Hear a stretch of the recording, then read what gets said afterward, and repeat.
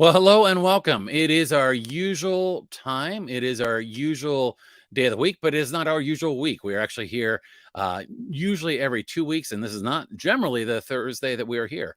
But guess what? We are here, and we've got a really special program in store for you today.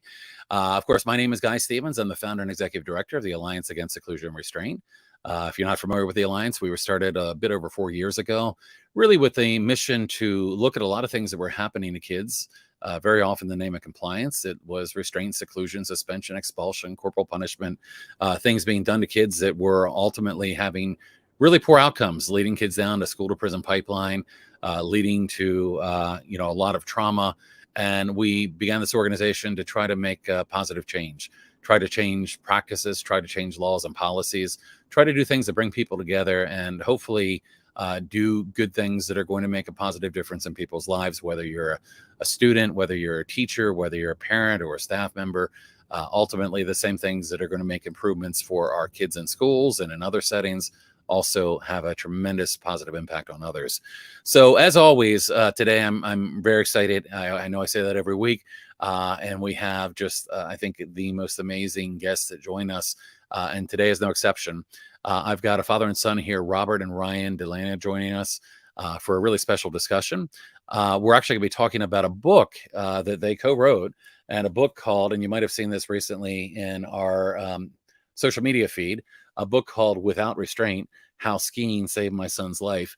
So we're going to be talking about their story and their experiences and things that had to do with restraint and seclusion, and ultimately what turned to be a really positive outcome for Ryan out of a very negative experience. So we're going to be really honored to get to hear and share their story today. I do want to let you know, as always, these sessions are recorded.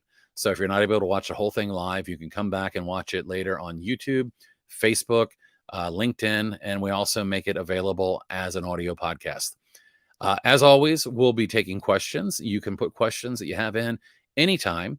But even beyond the questions, what I'd like to know is who you are and where you're from. And I know we have a lot of people that join us almost every show that we do. And I can't tell you how much I appreciate you being kind of loyal fans and followers of what we're doing here, loyal members of the community. I really appreciate that. But please tell us who you are and where you're from. As I'll always share with our guests, we get people from all over the world, and it's really a privilege and an honor to get you spending some time with us here. So with all of that, I see some people already beginning to introduce themselves. Let me begin by introducing to you our very special guest today. And I'm going to tell you a little bit about both of them. And then we will begin with an interview here. So let me begin. And at some point here, my correct screen disappeared on me here, but let me begin with our introductions. So I'm going to begin by introducing you to Robert. Robert is the father of Ryan, and Robert was raised in Revere, Massachusetts, and a graduate of the Governor's Academy, Trinity College, and Northeastern University of Law. After practicing law unhappily, he founded a small recruiting company called Legal Staffing Solutions, and for over 20 years has advised law firms, lawyers, law students on legal hiring. Rob lives in Sudbury, Maine, with his wife, Mary Beth, and his daughter, Abigail, who currently attends Hamilton College. He spends his time skiing with his son, Ryan, and the great friends that he has made during his journey from beginner to reluctant adventurer. Rob has skied all over the United States, internationally in Canada, Chile, and Argentina. And even survived a backcountry expedition to Antarctica. Wow. And he is planning to return to Antarctica with Ryan in late 2022. So this actually happened before that, but you'll have to give us an update on that. No. And of course, we'll meet Ryan here as well. Ryan is currently a junior at Northern Vermont University studying outdoor education. He's widely known in the outdoor community through his social media presence as Extreme Ryan. He was pictured on the cover of Backcountry Ski Maps in 2020 and has conquered many of the world's signature ski runs, including Superior C. Collier in Chile, Coulear, thank you. Little Coulear in Montana, and Tuckerman's Ravine in New Hampshire. Ryan has climbed and skied additional peaks in Oregon, Washington, Utah, California, Nevada, Wyoming, and Antarctica. and I would bet you we have people from a number of those places, probably not Antarctica. And he is an enthusiastic rock climber, ice climber, and avid hiker, summiting the Grand Tetons twice, and has recently completed the 100 highest peaks in New England. Ryan's earned advanced certifications from the American Mountain Guides Association and Professional Ski Instructors of America, and of course spends every available moment in the White Mountains, and plans on adventuring to, and you can pronounce this for me, where is this, in Peru and Antarctica in 2022. So Ryan and Robert, first of all, it is fantastic to have you both here today, and really excited to have you joining us for this conversation. I do want to start by saying that, you're here, of course, in part to talk about, your book that we've talked about, but what connects, both of you to the work that we're doing at the Alliance Against Seclusion and Restraint, unfortunately, is some experiences with restraint and, in schools. And I want to just begin by saying to you, Ryan, that, I'm really sorry that what was done to you was done to you, and that you had the experiences that you had. My son also was in a situation where he was being physically restrained and secluded. And we have a community here of people that really are working to try to make a positive difference, so that these things that were done to you don't happen and aren't done to others. So I just want you to know that, one, I really appreciate you and having the courage and the strength to write a book like this with your father, and to share your experiences. Often when we go through really bad experiences, we want to put that trauma behind us. But in what you're doing here, I just want you to know, and I think you probably do, you're going to be helping other people. You're going to be helping other people that have had experiences like you've had. So I'm sorry that what happened to you and what was done to you was done to you, but I'm so appreciative that you have the courage here to come and join us. So Ryan, welcome, and thank you for joining us today. Thanks for having me. I mean, that's what the book's all about. That's why we did it. A lot of people don't really know that this is an issue that's going on. When you bring it up, people are generally surprised that it's going on, and it's affected a lot of people. So we're hoping to raise awareness to do the same thing you guys are doing, which is to stop it and implement better systems for these kids in schools. Absolutely. I appreciate that. And Robert, as a father myself on this journey, the first time we connected and chatted, I really connected with you because I could connect with you, as a dad that, really, has always wanted the best for your children and for Ryan, and, appreciate the work that you've been doing, not only to, support Ryan and his journey and knowing, and being a big believer and whatnot, but it's hard. It's hard. This is hard as well for a parent that's going through a lot of these things. And as I was reading the book, and I'll tell you, I have not finished completely yet, although I'm working on it. But as I was reading the book and kind of some of the early chapters, I could very much relate to your story as a parent, and the positions that we're in, where we're told things that are difficult to hear. We're told things about our children that are difficult to hear. We're given advice that seems like great advice that turns out to be really bad advice. So at any rate, I'm really happy, Robert, to have you here today. And, the fact that you both collaborated on this book and are both here in the name of let's change some things just means the world to, I think, so many people. Thank you so much. It's I think for Ryan and I, we both had this, we had to come to grips with exposing ourselves in some, in part of this. For me as a parent, I mean, not only did I send Ryan to a school that restrained him, sent him to 3 schools that restrained him, we restrained him at home. I mean, we were trained on how to restrain him at home, and we're advised that this was going to fix him. And so, we did that for, a few years before it just became evident how ridiculous it was, and that it was doing the opposite of what it was intended. But Ryan also had to expose himself. I mean, for a lot of his journey, he was at therapeutic schools, and no one in the town knew where he was, or they just knew he wasn't in the public system. And when he finally made it back to public high school his junior year, he had a chance to just sort of wash it all away and forget about it, and go to college and tell people his own story and never admit to what went on. And instead, he took this on, and I think it shows incredible courage and strength and determination to try to help other people. Unselfishness too is, it's a really special thing. Absolutely, absolutely. And I think that by doing that, by sharing, sharing your story, I'm a big believer in our stories, and I think that our stories have the ability to help other people that may be in a similar pattern, but in a different place than we are. And when we can do something, I look back as a parent and look back and think, well, gee, I wish I'd known then what I know now, or I wish I could have done something differently. And I know you probably feel that way as well. But if we can help others that are out there, and Ryan, again, your courage in speaking up and sharing your story is so critical. Things don't change if no one knows. And this is one of those issues that the first time it happened to my son, I would never even imagined that kids were being, especially kids that, like my son is neurodivergent, had a disability, would not have imagined that kids were being physically restrained and secluded in schools. Just seems unconscionable. But before we get into the interview, I just want to say, give a couple of hellos here real quick. I often tell people that, we really have an international audience, and then I hope that people will prove me right in the audience. And right away, we have somebody from Australia here. And depending on what part of Australia they're in, is definitely tomorrow in Australia. When we get people that are in kind of Melbourne, Sydney area, I think it's probably around 7:40 in the morning there. So they are a day ahead of us. It is Friday right now in Australia. We have somebody here from Washington State joining us. We've got somebody from Illinois, Rochester, New York, Vermont. And in fact, another person from Vermont here who is actually going to be a guest with us in about a week or so, an educator who has been working hard to eliminate restraint and seclusion. Somebody here from the UK as well, and Chantel, who's one of our volunteers in Canada. So look at this, it's like your real life, Ryan. You're all over the world here. You're in Canada, Washington, Vermont, all the places you go.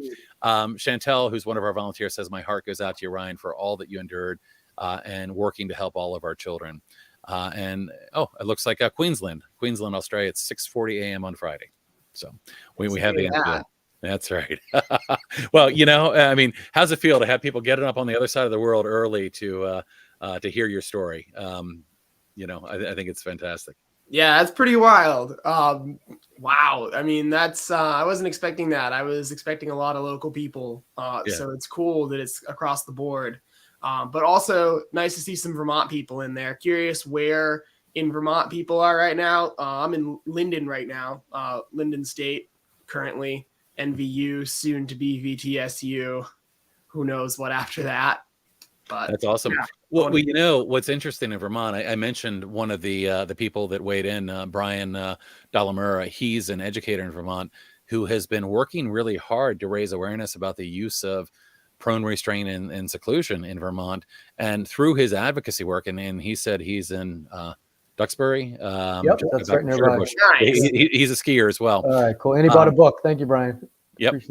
And he's actually been working really hard to get changes made in his own school district. He started out probably about a year ago advocating for change at the Board of Education. He sent me an email early today that there is a bill now in Vermont around eliminating prone, and this is hard to believe, prone restraint is allowed in Vermont schools with 5 and 6 year olds, right? Wow. It's banned in, I think, there's probably about 33 states that no longer allow prone restraint, but Vermont is actually one that allows it, and they also allow seclusion. But there's a bill that's being introduced to have an effect there. And who knows, Ryan? Maybe there's even an opportunity, if you have an interest in you going to the House and testifying on legislation around this. Having the voice of somebody like you that's been through this can really make a difference. But anyway, I don't want to put any pressure on you. Somebody else says that they are in Ponal, Vermont, or headed there next week. Still home. Okay. Yeah. So definitely have a couple locals. And if you haven't told us where you are, who you are and where you're from, please do. And we'll share with Ryan and Robert kind of where you are. But let's dive into your story here. So we connected recently because you shared with me the book that you have co-written together. The book is titled Without Restraint, How Skiing Saved My Son's Life. And of course, when I first read that title, I had all sorts of questions, but of course you had contacted me and begun to share a little bit about your story.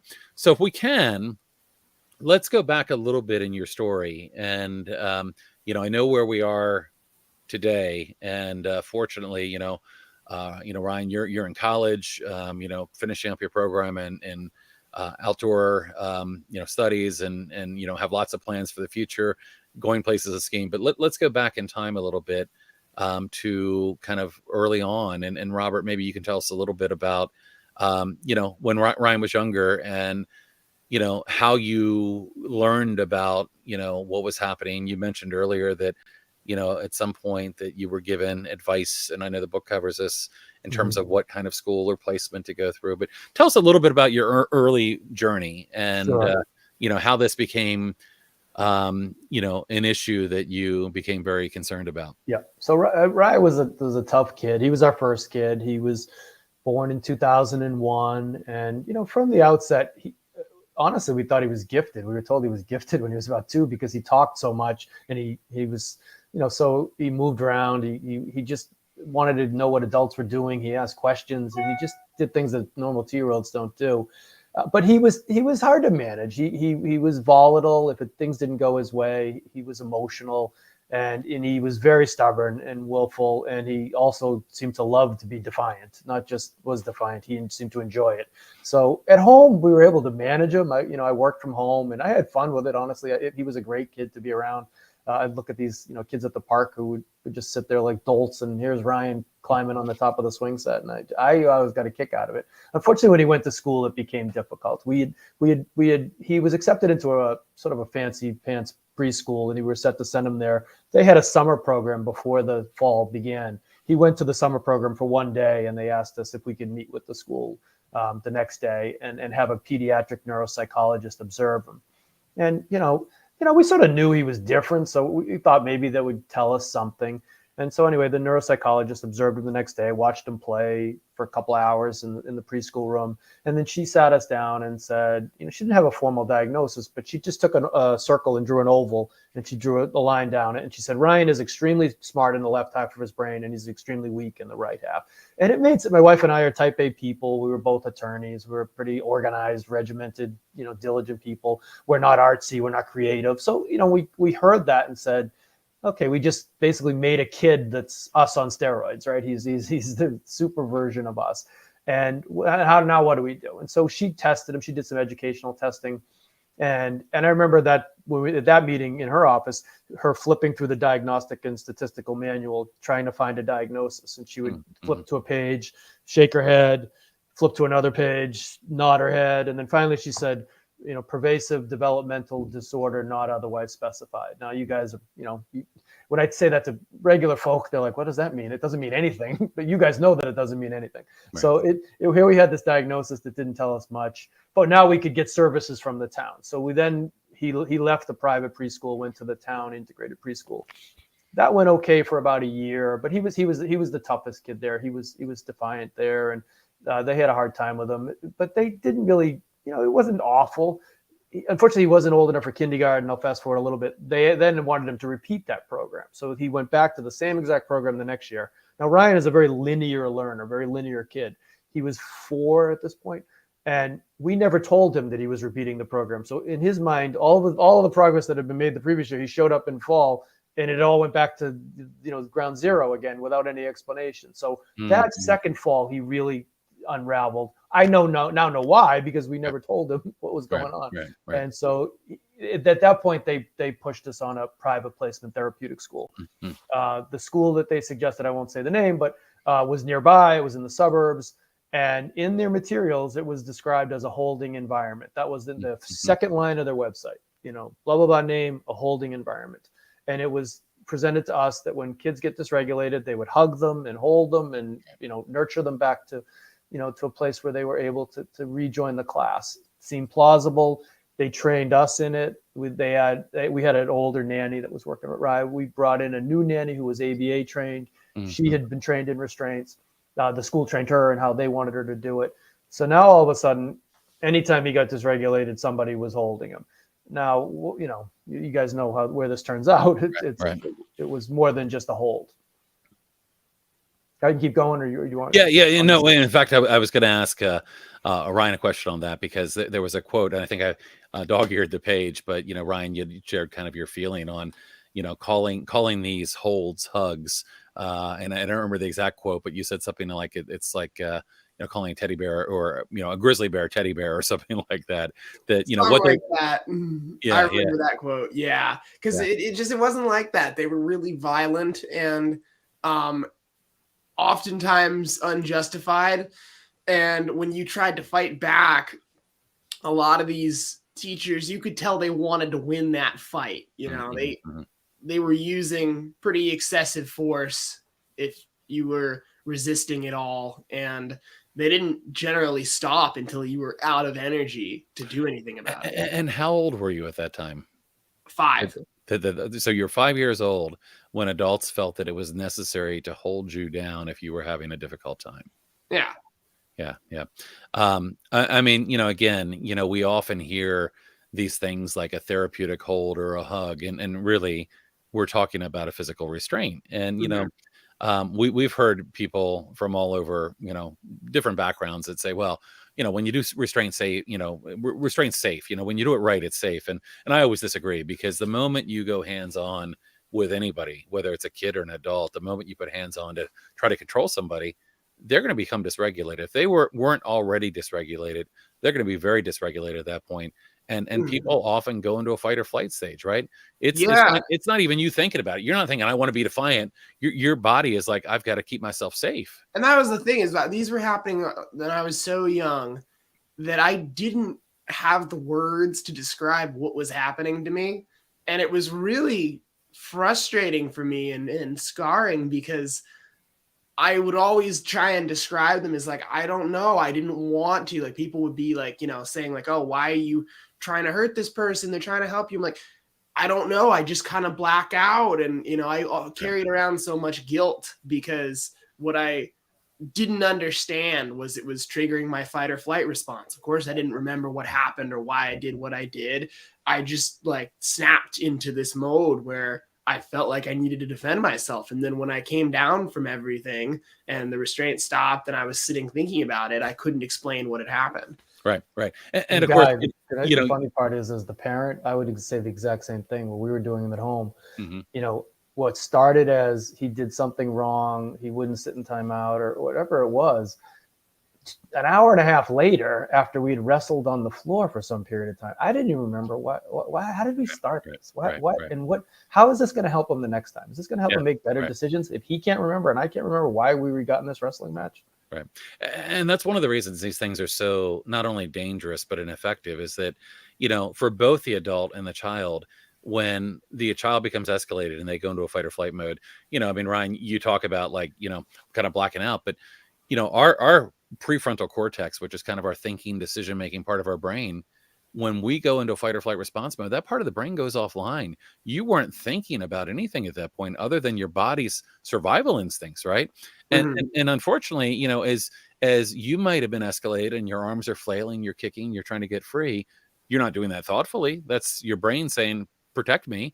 And what happens is the adults, and Robert, you can probably relate to this, the adults go into a fight or flight response mode as well. Same thing. And when you have, a 5-year-old and a full-grown adult, or more than one full-grown adult, the danger of those situations is so immense. And, Ryan, when this last happened to my son, he was 13 years old. It first happened when he was 6 years old.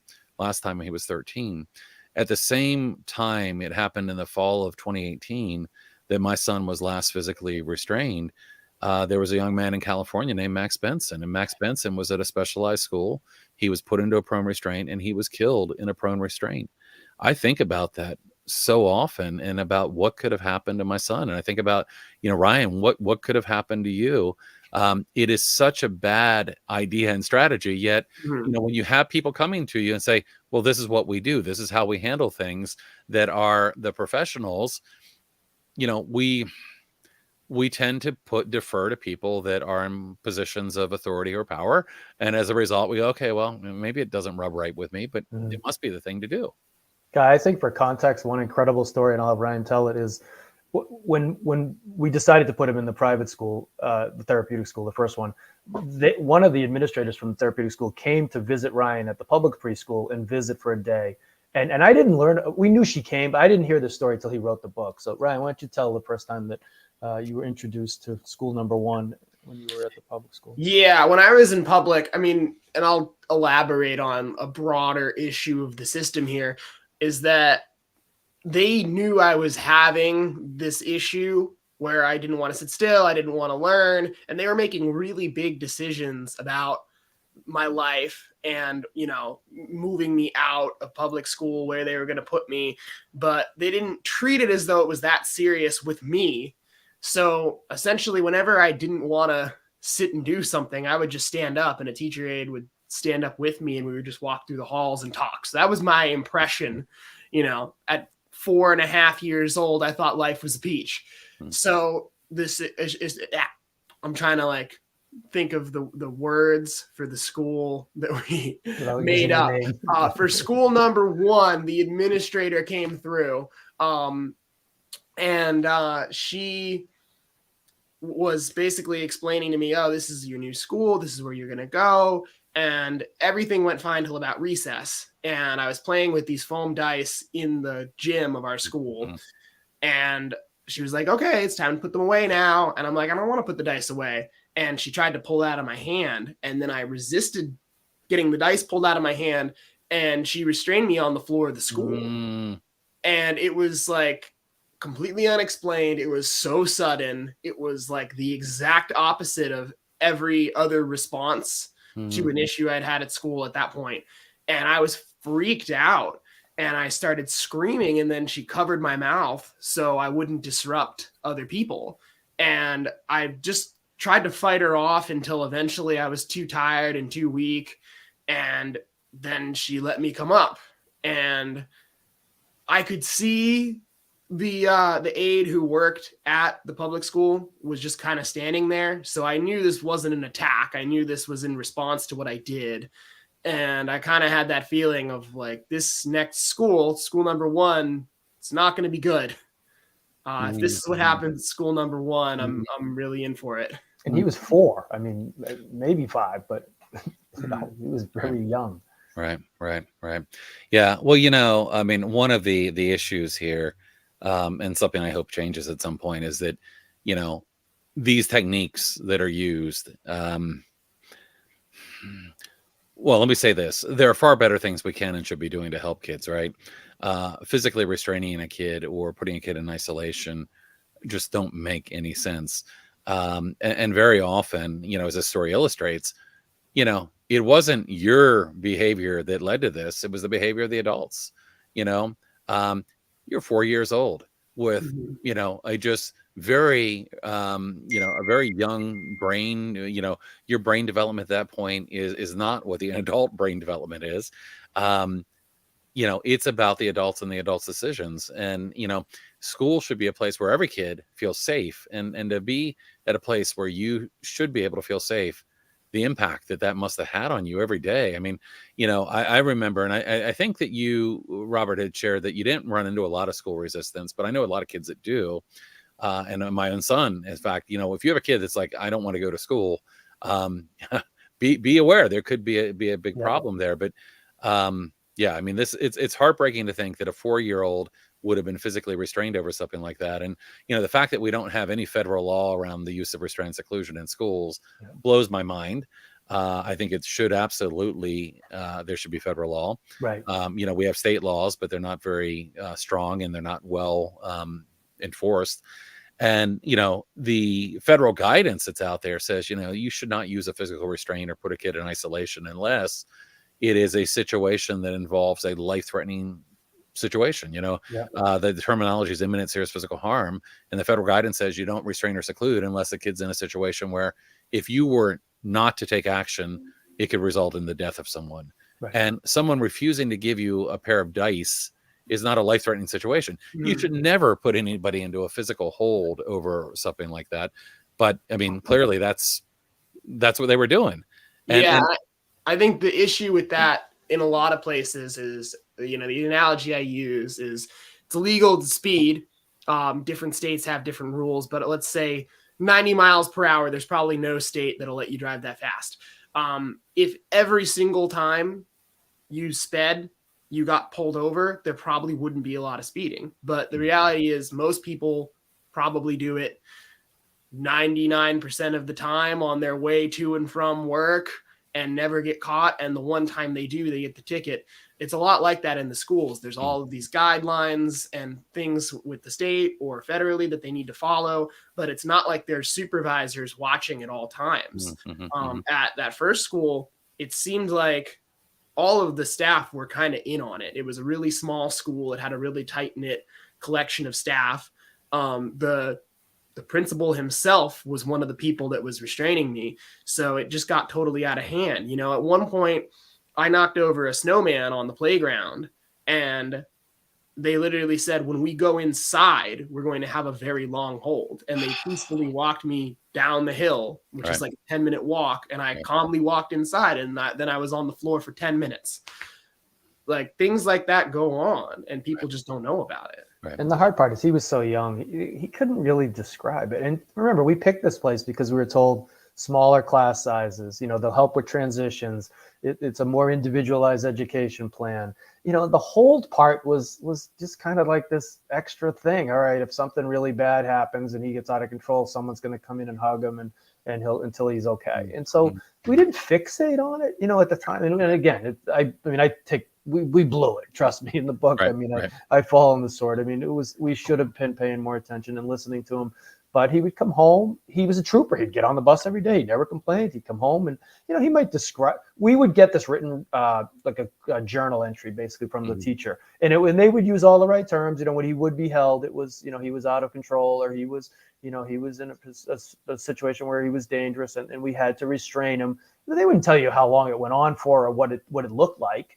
You know, and then we would ask Ryan about it. And then when Ryan would describe it, you know, they tried to kill me. They tried to cover my mouth. You know, I just assumed he was exaggerating. The only reason I knew he wasn't exaggerating because we were doing them occasionally at home. And when we do them at home, I knew what I felt like when I was on top of him and what I wanted. You know, when he was bucking his head like this, how do? I got to put his head. I got to hold his head. And I'm like, what am I doing this for? I don't even know why I'm doing this to begin with. So I can imagine for the teachers, you know, to stereotype a little, I think just watching the teachers at a school, the men are the worst. I think the female teachers somehow can keep their cool, I think, and sometimes, and they were a little better at it. And Ryan could speak to this more than I could. The couple of male teachers at his school, they wanted to win that wrestling match. And I think they were way worse and physically imposing, you know, and that's where I, you know, how many times do you think you were restrained in that first school, Ryan?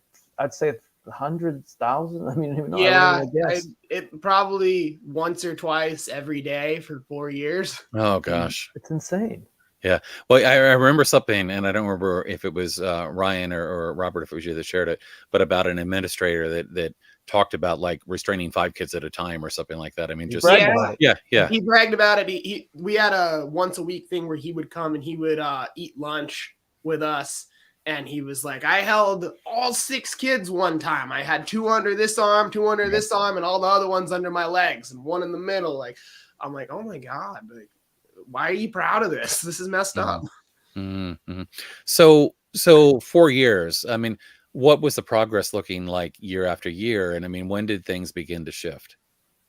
So we started around the first 2 years weren't bad. He was really little for the first couple of years. And then 3rd year, we start questioning, you know, the use of the holds, and we wanted to try to see them use, you know, different, you know, weighted blankets or, you know, give them some space. And you know, they would kind of yes us, but they never really would change. By the beginning of the 4th year, I mean, we were actively fighting to get out of there. The problem was he had now gone to a school that restrained him, and he had a 1-to-1 aide.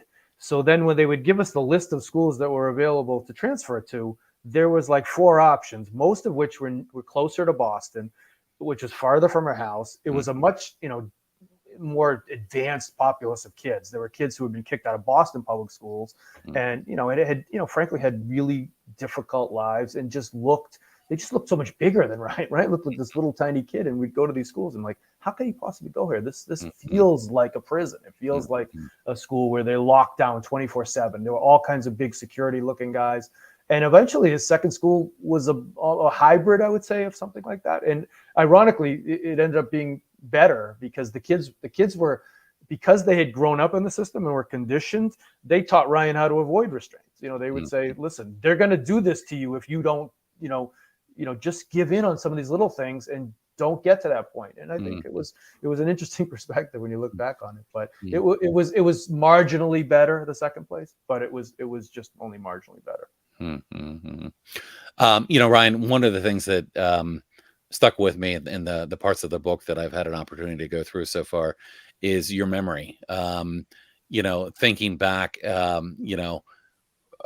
for me, thinking back to, times when I was much younger, it becomes harder and harder the older I get. So, you don't have as much distance as I have between the younger years, but you seem to have a lot of memory around those times.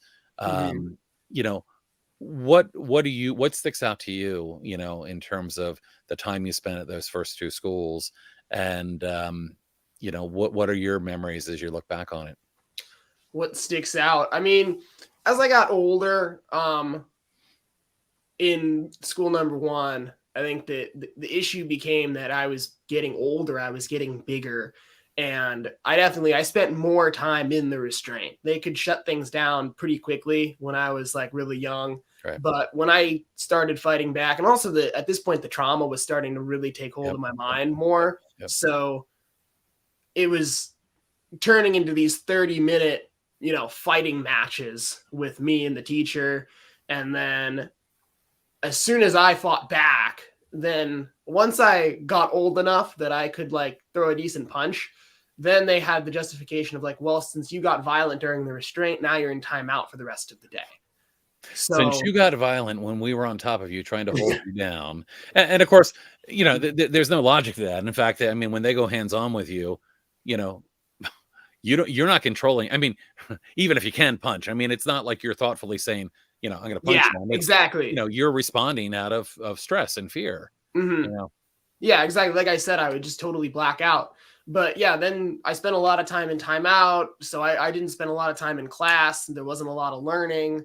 Our babysitter at the time was also a teacher, or was in training to be a teacher. I don't remember that detail exactly, but she taught me how to read after school in our basement because I was really behind on my reading. Mm-hmm.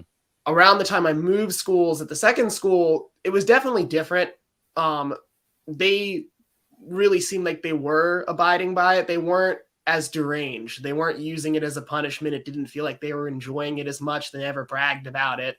And also the teachers weren't usually the ones who did it, which was the other difference. They had like their own staff who were like the situation handlers. I described them as. They would come into the room and then they would restrain you, and then they would take you to the side room, which was it wasn't really a seclusion room because everybody was in there. It was almost like the holding cell. I used to joke with kids. I'm like, what are you in for? Right. But the problem was, had I gone there first, I probably would have been okay because I probably wouldn't have caused as many problems. But at this point, I was so damaged that whenever I sensed a problem coming, I would either start fighting with the teacher or I would just run. They had a huge campus, had a bunch of trees on it. I would like climb up a tree and, hide in it. I would like try and hide in one of the buildings. It would turn into this chase across campus. So I had to undo all of that trauma. And I think part of that was a little bit of therapy. And a lot of it was, like Dad said, the kids. A lot of times I'd be in this room and it would be one of the kids or one of the teacher's aides who were generally young and weren't as invested in the method so much. We're like, okay, let's go through the events. What did this start over? It's like, oh, I didn't want to redo this math sheet. I was upset that I did it wrong. And they're like, okay, and now you're in this room for the rest of the day. Like, it doesn't have to be like this. So I started to internalize that a little bit more. But that school, it was honestly, there were some good times there. I feel like I made a lot of friends. I feel like a lot of the kids there were really good people. And it felt kind of like one of those free range schools initially, like they had a tree that you were just allowed to climb, and kids would just climb like 20 feet up into it. And I was into parkour at the time, so I was teaching all the kids how to do things. I was teaching them how to do flips and stuff. And, you know, I tell people some of the things that went on at the school. They don't believe me. There was a time when all the staff were on this flight of stairs and we were running across the hallway and we were jumping over them. And it felt like it was kind of encouraged almost, like they, you know, that was just Ryan. He was doing his thing. So maybe there were people that valued you for who you were. Yeah, You it felt like I was into somebody that you weren't. Yeah. It felt like my individuality was valued a little bit more. And then around my last year there, they changed administrators. Like they had a really good, I don't know what his title was. I assume he was the principal. I think his name was Dr. Small. And he was this guy who everybody loved. He like, you know, there was a student who needed a heart transplant and he like helped her get a heart. It was like, and then when he left and this other person came in, it like totally switched back. It got really rigid again. She was definitely afraid to stand out. It was this whole shift. And I was really upset that it shifted because for a while it was nice. Just for context, now at home, obviously, we now know restraint is awful. We've stopped, and we were advocating for schools not to do it. We were sort of forced into the second school because we didn't have a choice. But we were pretty sure that they restrained much less at that school. It happened maybe once a month at this point. Also, just in terms of the book, you know, we started skiing at this point, and the only reason I'm going to introduce skiing is because I was taking Ryan on weekends to parts of New England and we started traveling around the country. I started seeing a much different kid than everybody else. When he was away from all that and it was just the two of us, we would go through airports and hotels and we would wait in lift lines and we would ski all day long and we'd go back to hotels and have dinners. And I would see this kid and I'm saying, he's doing all of these things, yet he can't go to the water fountain without somebody, you know, with him or go to the bathroom on his own. At this point, he was on maybe 3 medicines, 2 antipsychotics and a mood stabilizer. And I'm starting to question the doctors in addition to questioning the educators. So that just to kind of get you to that part of the story, there was 2 parallel tracks, we call it in the book. There was the skiing version of Ryan and there was the school version of Ryan. Still radically different, but he wasn't, you know, the damage of the restraints, I think, was more in that first school. Yeah, well, you know, it's funny. I was getting ready to head where you're heading, and I just want to ask one kind of follow-up question in terms of that first school, and then I want to get into the transition because, you know, as I think about some of the things you shared in the book, a lot of it related, you know, I could relate to. There were a lot of places where we would go when my son was young that he was not able to meet the expectations in those places, and I was the dad of the child that was not successful in places that, you know, even when we were trying to do the right thing, whether it was a party or a scouting event or something else, you know, it was often that those expectations were really tough on my son. And, you know, it took me a while to kind of learn, you know, how to better support him. And also, you know, really reframing some of my own expectations in terms of, you know, how to help him be successful. I never was one much for diagnoses. Really what mattered to me is like you, Ryan, my son, you know, while when he was young, I mean, we knew that he was different than other kids, but we also saw these special strengths and abilities. And, you know, I think about the vocabulary. I mean, when my son, you know, really got speaking, he had a really extensive vocabulary and he would get really focused on certain things. And, you know, it's just, there were things that, you know, were different, but that were really strengths that nobody else was seeing at the time. And then eventually you see them through something like what you're talking about. But I have one final question on kind of the early years of school. And then I really want to transition on, you know, kind of just that, how you begun to see a different child. We work with somebody named Dr. Stuart Schenker, who I think really the world of. He wrote a couple books about, you know, better supporting kids, a book called Self-Reg. But Stuart says something really meaningful in that when you see a child differently, you see a different child. And in your case, skiing began to be the place where you saw Ryan differently and saw a different person. So we'll get there in 1 second. But Ryan, I have kind of one last question for you. In terms of kind of thinking back to those early years where this was happening a lot to you, why do you think that the staff felt that was necessary? I mean, why do you think they were doing it? It was really, it felt like a methodology. Right. It felt like at the first school, it was ingrained in what they do. You know, there's places and there's groups and there's people who like form around a belief that something is the way. And that first school was definitely, this is the way. There is no other way than this. Yeah. I mean, and that's a great way to put it. Cause I mean, we often talk about how, you know, you can look at schools that work really with the same kids. I mean, you know, I mean, they may have different names, but they're the same kids. And school one is really punitive and does a lot of things like restraint seclusion. School two doesn't. It's not the kids that are different. It's the adults. It's the mindset of the adults, right? Yeah, because that's what I was going to say. Is school number two, it felt like a lot of people were just kind of doing their jobs. You know, it's tough. They got handed a lot of kids who had a lot of damage, but it didn't feel like restraints were a part of the ideology. It was more a byproduct of just people doing what they had to do, you know? Right. So one last question on that. If you were able to say something to some of those people that had done this to you, that had traumatized you as a young child, I mean, what would be your message for them today?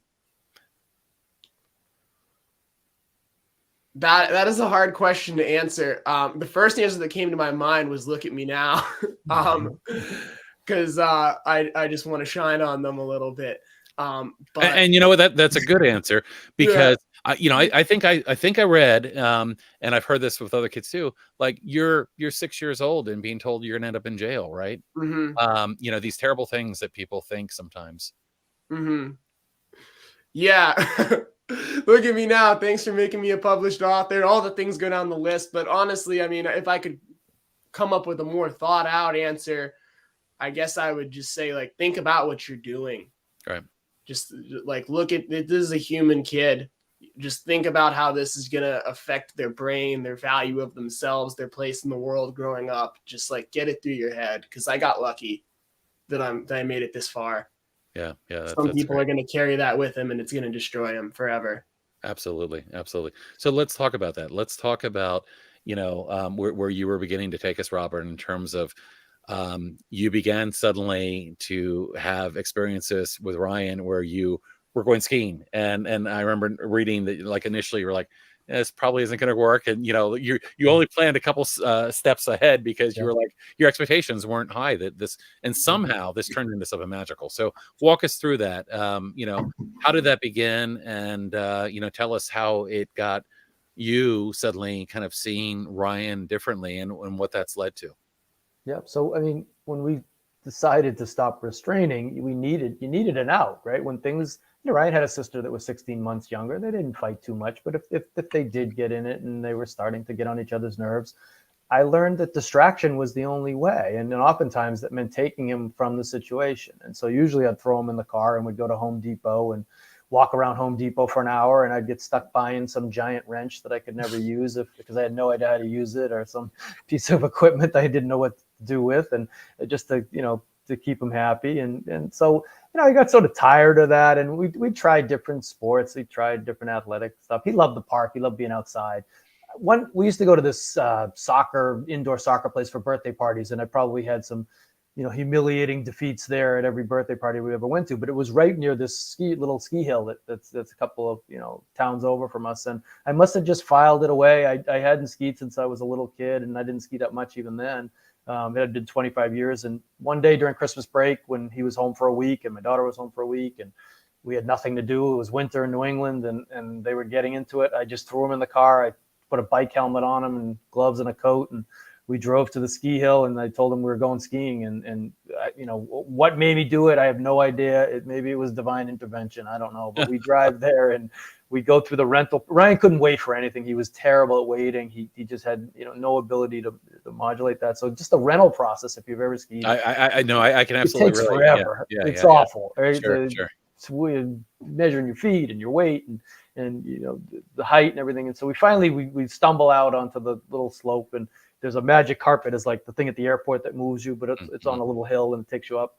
And we shot onto that thing, and I had him between my legs, and it wasn't until I got to the top that I said, I haven't told him anything about skiing. I don't even remember like what to tell him, but here we are standing on this thing. And I started to talk to him, and he looked at me and he nodded, and I could tell he wasn't listening. And he just turned and he shot straight down the hill, and he made this turn back toward where the lift began. And I'm like, how the hell did he do that? He doesn't even know what he's doing. I don't even know how to do that. And I've done this before. And so I stumbled down, and we got back in the line, and I don't know, something clicked that day. We lasted a couple hours, and I'll have Brian tell his version, but we lasted a couple hours there. And I remember driving home and thinking, that wasn't terrible. That was, that's where the bar had been set in our house was, terrible and not terrible. And it wasn't terrible. And it was actually kind of fun. And as we went back the next day, and it became our thing. So Ryan, tell me a bit about your early memories of some of those trips. I mean, I know at some point you began to work with a coach, and, probably before you would have been reasonably ready. We're going down Black Diamond trails and things like that. But tell me a little bit about your recollection from early on when, you first were introduced to skiing and kind of where things went from there. It clicked with me pretty instantly, physically and mentally. Like, we had a whole graveyard of sports that I had tried in the garage that I just didn't take to them. I liked the individuality of skiing. I never was a big like team sports competition kind of guy. Like, I didn't like the feeling of losing because it made me feel like a loser, even if you played your best, if the other team beat you, it just wasn't good enough. Skiing, your best is always your own measure of it, and it doesn't even need to be a performative thing. It can just be fun. I don't remember him trying to explain to me anything. I don't remember the rental process even being that bad. I know the boots were uncomfortable, but I just kind of dealt with it. And I just went down the hill because that was my understanding of skiing, was it was a way to get down a snowy hill. Yeah. And I wanted to go back into the line, and I let my edges take me there. And that was fun. So we just did it again and again and again. Eventually, we got a lesson. We got an instructor. And I was already doing the magic carpet. So we skipped that step in the lesson. And Dad had gone into the lodge, right, at that point? Okay. Totally unsure how things were going, but just hoping for the best, right? I had to the bathroom, I think. I was finally at a break. So, she's like, okay, well, if you're going to ski, you need to learn how to turn. I'm like, okay. And she showed me how to turn, and I picked it up pretty quickly. So then I was like, can we ride the lift? So we go up the lift, and she takes me down the blue square. And, if you don't know much about skiing, because green circle, blue square, black diamond, double black, triple black now at Big Sky and Smuggler's Notch and nowhere else in the world. So we go down the blue, which is like 200 feet, but compared to the magic carpet, which is 40 feet, it's a lot bigger. And there's other people and stuff. And we do big S turns across the whole thing. And I haven't fallen yet. We do that like 4 times. Then I go over to the Black Diamond, and he hadn't even explained to me the ratings yet. I didn't know what it meant. Yeah. I just knew that we went the other way the first time, and we haven't been this way. So I asked, hey, can we do it? And my instructor was like, yeah, let's do it. So this one was steeper, and I kicked a ski off, and it kind of felt like this grand adventure getting the ski back on. And it was just like an epic on this little hill. It was about the most extreme thing you could feel on a hill that big. And when I skied down the mountain, I didn't really think anything of it. It just was what it was to me. There was a whole line of instructors, and there was this lady who I now know as the ski school director who was standing there, and they're all looking at me like, what? And she actually kneeled down to me, and she's like, did you do that on your first day? I'm like, yeah. And she's like, nice job. Yeah. And I didn't get it that was unusual. I thought that was a normal ski progression. When I became an instructor and I had kids for 6 weeks who were still on the magic carpet, then I realized that I had something natural for skiing that was really unusual. Now, how old were you at this time that story? How old were 7. you? 7. Wow. I mean, I don't remember getting off the bunny slope, but that's a whole nother story. But that's where I assumed he was going to spend the day. I mean, that's why I went into the bathroom. I'm like, all right, I don't want to watch this. It's going to be boring. And then when I came back out and they were gone, I'm like, oh, maybe there's another area that they take them to. I never thought in my wildest dreams they would ride the lift and come back down. I mean, nobody does that. So, from here, you guys begin to go on more of these excursions. You eventually, buy your own gear, so you're not wearing the terrible boots from.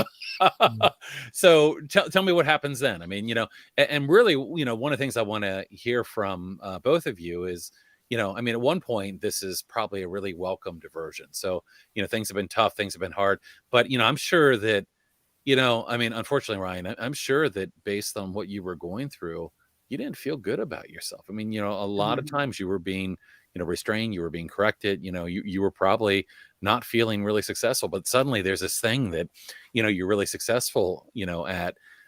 So I'd love to hear even some about, how this began to be a bit of a healing journey for you as well.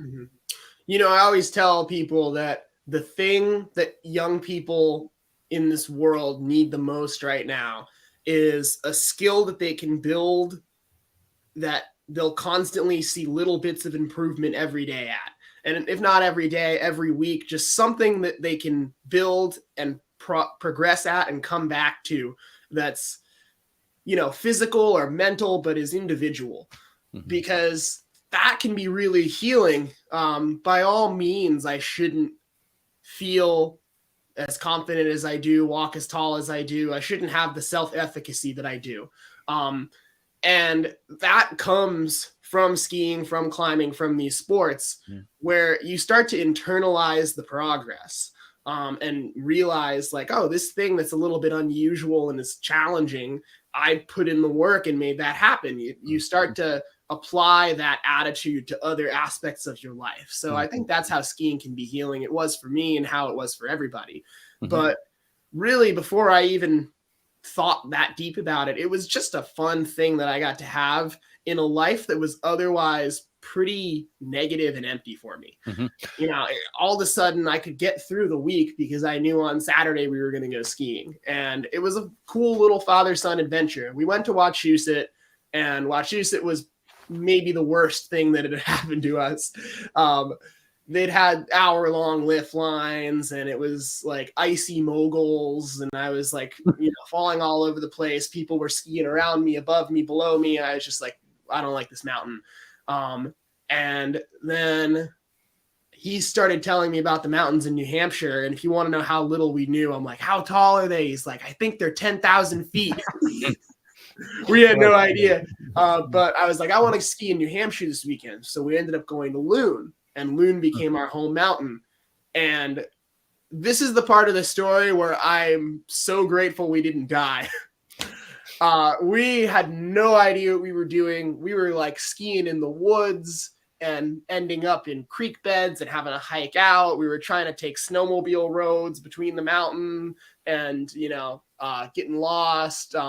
We were separating, Neshoba Valley. If you ski to the bottom, it's the parking lot. You're going to find each other. At Loon, you can ski to different lifts and different base areas. And, it was really, there was some potential for things to go wrong, but things didn't go wrong. And when they did, it was just part of the adventure. So we just had fun. And the natural progression of it was that we would just keep going bigger places. So we went to snow. I skied my first double black diamond, despite his resistance to that. Eventually we went out west. And I actually, I dropped a cliff for the first time, which is a thing that you see on YouTube and see in ski movies and is like a pretty usual thing. The cliff had multiple tracks leading to the edge of it, and it's not very big. It's only like 20 feet. It's not like El Cap. But then I was coming back to school number 1 and telling them about this, and they were trying to use it as an excuse that I wasn't safe, that like my risk taking in skiing wasn't healthy, and it was actually a sign that I like wanted to die. And that's not the case with skiing at all. Skiing harder terrain is a way to feel alive. It's about personal growth. It's not about pushing an edge. Yeah, and it's about being an individual, right? I mean, I think so often, so many of the issues that root back to what goes wrong in school for kids is that, individualism. Schools are like bringing people together and wanting to make everybody the same, wanting everybody to be compliant, right? I mean, this whole focus on compliance, I think, is not only not productive for a lot of kids, it's dangerous for some kids, because in the name of compliance, kids are restrained, they're secluded, they're subjected to corporal punishment because they didn't comply. And of course, that has an effect on us as adults as well, right? I'm the kind of guy now that questions things. And, even if I go to my doctor and my doctor says, okay, here's XYZ, I'm like, well, what about this? Do you think we should tell? Because that's how I am. My brain thinks like, I should question things.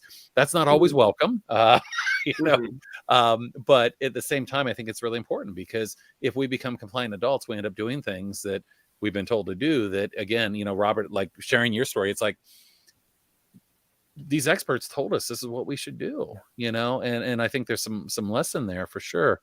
But I think just the meeting individuals' needs and differences. Ryan, you've got amazing talent and capabilities, yet in the system that was not designed to appreciate that, it was a really tough experience. Robert, I've got to think that there was a time that, well, hold on. I got one more question for you, Ryan. And I'm sorry, I'm gonna pause here and say, anybody that's watching, because I'm so excited about this conversation and I have lots to ask you, but I want to be fair here, that if you're watching live and you've got a question or comment, please put it in the chat now. And I'm going to try to get to a couple of questions here in just a few minutes. But I wanted to ask, so suddenly this time you're spending together, that's really positive time. I mean, I'm going to guess that had some impact kind of secondarily in terms of like this relationship was probably growing between the two of you. And we often say that, the best way to heal from trauma or adversity is like that one relationship sometimes can really make a difference. What do you think, Ryan? I mean, did you feel like that relationship between you and your dad was growing during this time as well? And was that helping you? Oh, of course. Yeah. I mean, it was our thing. That's, like I said before, it was the father-son activity. And I think it was cool because it wasn't like a lot of activities where, the dad did it growing up and wants to try and make you like it, and you aren't. That would have been baseball, right, Robert? Yeah. And I don't even remember him trying to get me to do baseball. So I don't want to shade baseball, but it was cool because we were figuring it out together. So it was like a team adventure thing.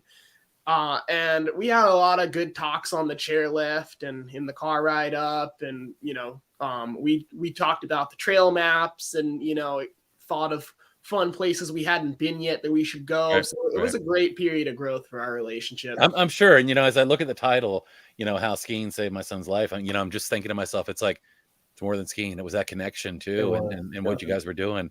Yeah. That's really great. And so he was quickly put in a position. He was much better than me. I mean, so he was the one, I can relate to that. he was the one coaching me, and he was making decisions as to where we should go. And again, that parallel tracks concept. Here's a kid who isn't allowed to do anything when he's in school, and now he's out. We're in these mountains, and there's not life or death, but you could end up in a bad place. And I'm relying on this 9-10-year-old kid to get us out of jams all the time. So I think it was a real confidence builder for him. Yeah, no, absolutely. And certainly I think the growth of the relationship there was probably really meaningful. But I'm sure there was a time that you were kind of reflecting on things, early on and thinking, I mean, right now, here's Ryan in college, not far from the end, this successful, athlete and doing these amazing things. And I want to hit on some of those amazing places you've been. But I'm sure there was a time where, just getting through the week or getting through the day was really difficult. Yep. I'm sure you're really proud now of all that Ryan's accomplished. And tell me a little bit. No, I think that the light bulb moment was, Ryan was difficult, then Ryan was damaged, and then at home and in school, whenever anything went wrong, it just went so wrong because of the adults pouncing, right? Yep. And not just restraint, but just even mentally, just they're in the room. And somehow we'd get out of the world, you'd get out into the mountains, and we'd drive and we'd fly places. And like Ryan said, things went wrong all the time. It just became part of the adventure because the temperature was just, we just relaxed, and I saw a resiliency in him that nobody else thought was there. Doctors didn't think was there. That's why he needed all these medicines. Schools didn't think he was there. That's why he needs these special programs. And it was, maybe he doesn't need any of this. Maybe we were wrong from the start. We got down this path that we never should have gone down. And now I got to find a way to get him out. And once I had a light bulb clicked, I started to really fight and get him back to public school. We found a therapist that took him off all his medication. And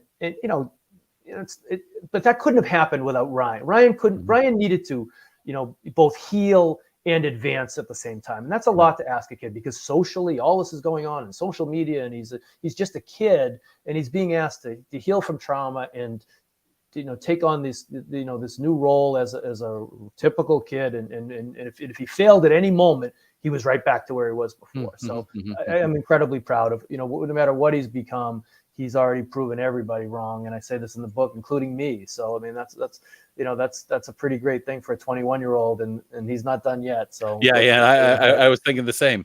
So, Ryan, tell me some of the things that you're proudest of in terms of, and related to anything you want to relate it to, whether it be your skiing or whether it be your journey.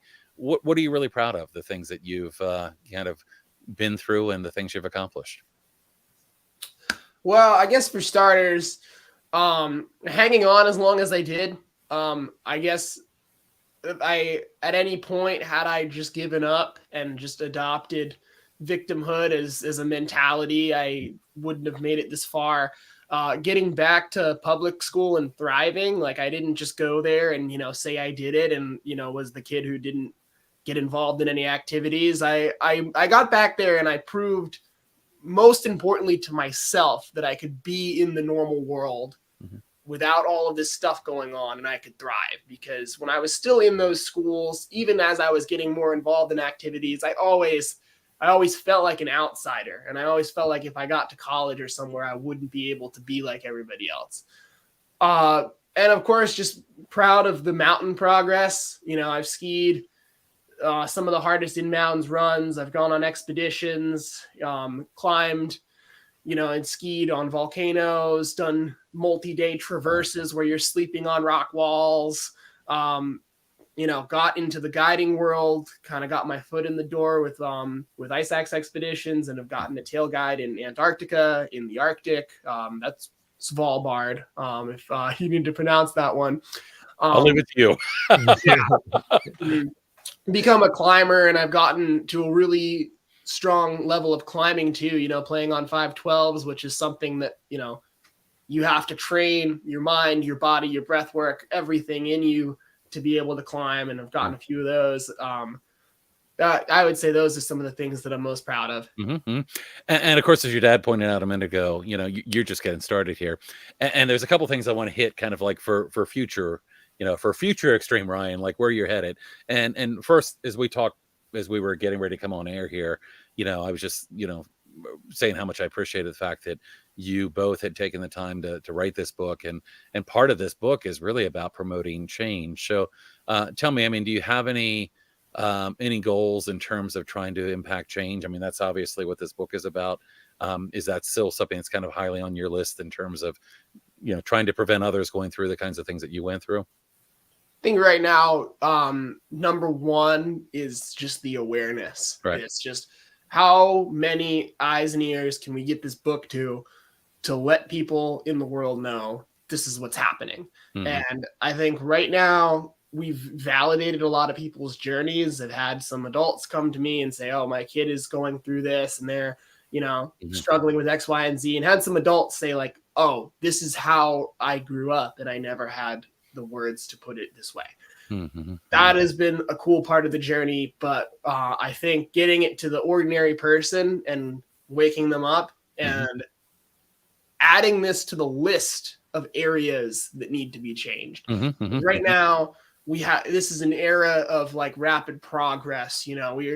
We're trying to end racism, end homophobia, and all of shrink and a lot of things that need to be ended. and it's not on anybody's list to reform schools for special needs kids, but it fits the era. Right now, we're trying to shatter anything that hinders people who are different and disadvantaged. So I get on list. Yeah, I can assure you it's on our list here. And, we've got, a great community of people, probably over 20 some thousand people that are also, I think, very dedicated to those kinds of changes as well.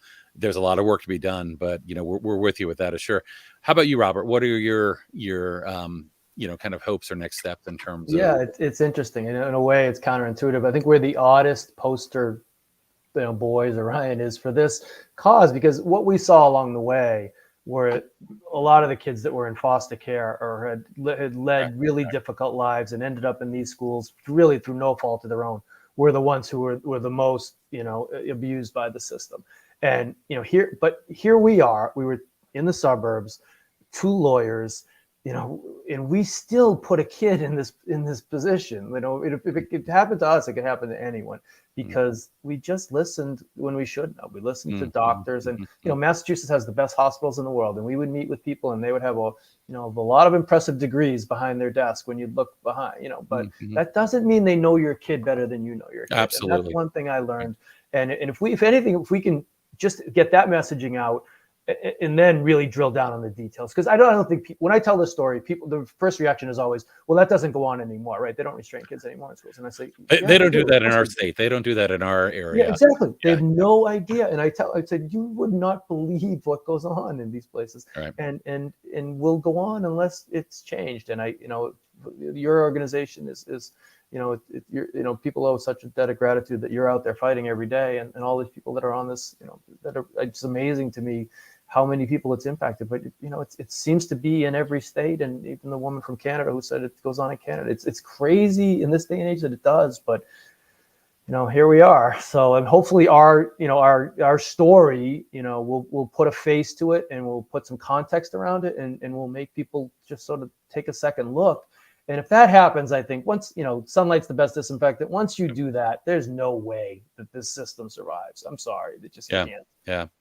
Oh, I certainly hope that is true. And we want to do anything we can to shine light on this. And, I'm looking forward to seeing more. Let me get to a couple of the comments that we have here, just because I've been a little selfishly just absorbed in the conversation, and I apologize. Darcy said, they hurt me more than I hurt them. My 8-year-old granddaughter, after repeated fight, flight, and restraints and isolation. Let's see. Angie says, why don't we call this what it really is? It's abuse targeting children with disabilities, children of minorities, children of lower income levels. Let's see. I'm just kind of looking through these here. This from Jessica. This breaks my heart for you, Ryan, and for my son, who has also gone through this. I've apologized so many times because I didn't know, and I wasn't taught better, but better, less traumatizing ways to help him. And, I'm a firm believer of the idea that when we know better, we do better. And, I'm not interested in judging anybody on their journey, but, once we're able to get people better ways of doing things, then I think we have an obligation to do better. Angie said, I'm sorry this happened to you, Ryan. But I'm really happy that you and your parents have triumphed over this. Thank you. Yep. And let's see what else we have here. Rita says, it's a privilege to hear your story. Thank you for sharing it. Kara said, thank you, Ryan, for sharing your story. My son has not yet recovered from restraint, but we're working on it. And it really can. I mean, this is really long-term impact, and you're doing fantastic. But these things don't just go away. But you're doing fantastic. Excited to read your book. Another one here. I can't wait to read the book. Thank you, Ryan and Robert, for sharing your story. Another thank you for sharing your story. Each parent, teacher, or person that works with kids should read this. Nice comment here for the dads. And I've got to agree, Robert. I think that there was so much more than skiing to all of this. And that may have been the thing that brought this together, and how amazing. I mean, sometimes you don't want to know why the universe works the way it does, but, it's nice to know. In Maryland non-public schools, they do not restrain and seclude. Well, that's not exactly true, unfortunately. Oh, it says they do. They do. Okay, I'm sorry. I read that wrong. Thank you, Ryan. My eyes got ahead of me here. In fact, we passed legislation in Maryland recently to try to limit the use of seclusion. Yes, best to listen to disabled self-advocates. Trust your kid, believe in them. So a lot of people kind of weighing in here. Plainsville, Illinois schools definitely need to help to stop seclusion and restraint. And again, thank you for speaking out, and lots of thank you here's for both of you. this has been, a really fantastic, time spent with both of you. And I so appreciate, what you've done. And, like, as I said, I'm still working through the book, but I've made good progress here. And certainly we want to encourage people.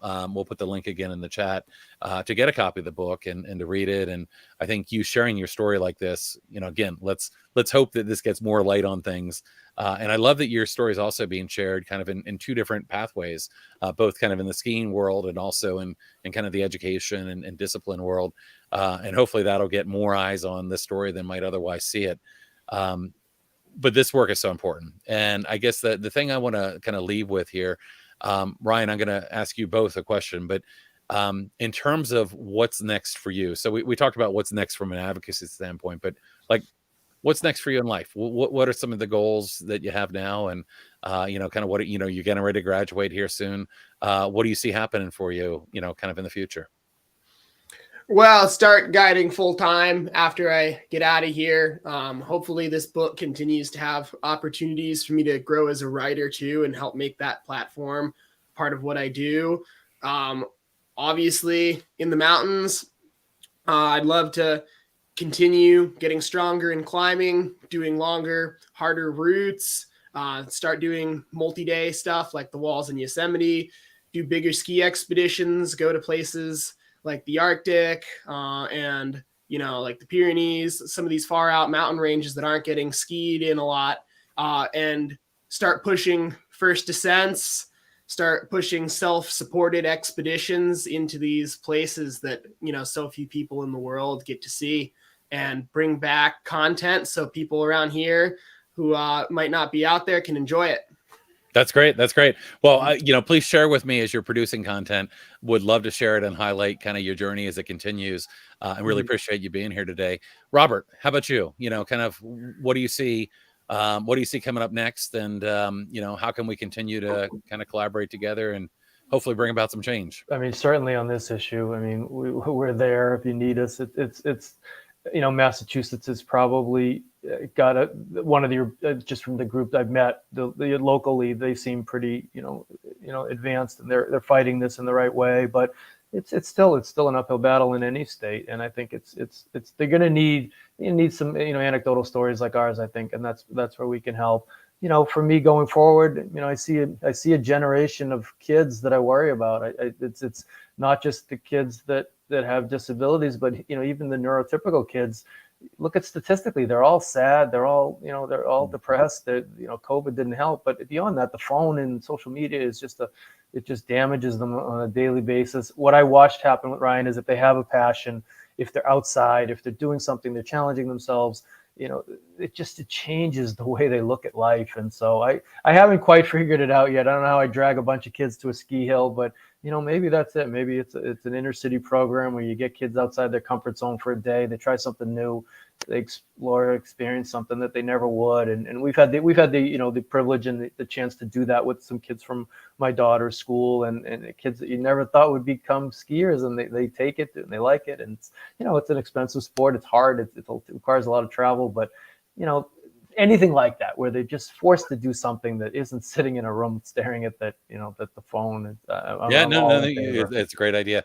I remember when my son was having some challenges early on, and it was just like school was not a good fit for him, and it wasn't he was wrong for school was wrong for him. And I remember very early on thinking, like, my son needed like some kind of adventure school, right? Some place where he could be outside and be doing things with his hands and experiencing things. And, to put a 5 or 6 year old in a classroom and expect that they're just going to sit there and absorb information and comply with every, we're missing the mark. And, there's people that have shown there are better ways. So maybe one day Ryan can get a good corporate sponsorship, and some money can go into, coming up with a program of some kind that, can help serve kids that aren't being served well in other places. So lots of things to look forward to.